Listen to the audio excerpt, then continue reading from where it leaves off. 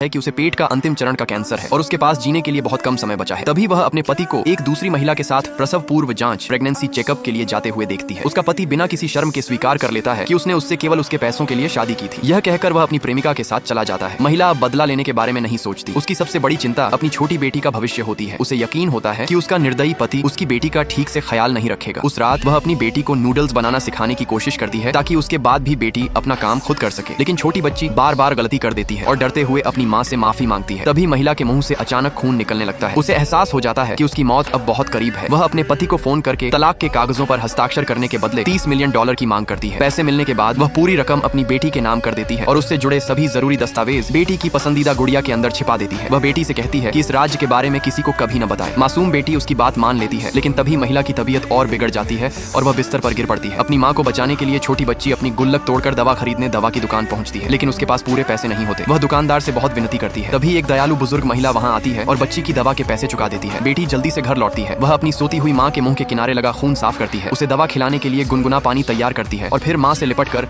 खुद भी सो जाती है। लेकिन तब तक महिला की मृत्यु हो चुकी होती है। उसकी आत्मा यह सब देखकर बेबस होकर रोती रहती है। कुछ समय बाद घर से अजीब सी गंध आने लगती है। लड़की का पिता दरवाजा तोड़कर अंदर आता है। सभी लोग महिला की हालत देखकर घबरा जाते हैं। उसी समय छोटी बच्ची एक कटोरी दलिया लेकर आती है और सबको मासूमियत से कहती है कि उसकी माँ को मत जगाइए, वह सो रही है। तभी पिता की प्रेमिका बेरहमी से कह देती है कि उसकी माँ अब इस दुनिया में नहीं रही। बच्ची इस बात पर बिल्कुल विश्वास नहीं करती और उस औरत को अपने घर से चले जाने के लिए कहती है। माँ बेटी की हालत देखकर पड़ोसियों का दिल पसीज जाता है। बच्ची को दुख से बचाने के लिए वे उसे बताते हैं कि पहाड़ों के बीच एक देवी रहती है जो सच्चे मन से प्रार्थना करने वालों की हर इच्छा पूरी करती है। यह सुनकर छोटी बच्ची अपनी माँ के शव को पीठ पर उठाकर अकेली पहाड़ों की ओर निकल पड़ती है। वह पूरे विश्वास के साथ देवी से अपनी माँ को वापस जीवन देने की प्रार्थना करती है। लंबे समय तक अपनी माँ का भार उठाने के कारण उसकी सारी ताकत खत्म हो जाती है और वह वहीं थक कर सो जाती है। अपनी बेटी की यह हालत देखकर माँ की आत्मा बेहद दुखी हो जाती है। तभी उसकी चेतना एक रहस्यमयी दुनिया में पहुंच जाती है। वहां एक दिव्य वृद्ध पुरुष उसे बताते हैं कि वे स्वर्ग के दूत हैं। माँ उनसे हाथ जोड़कर विनती करती है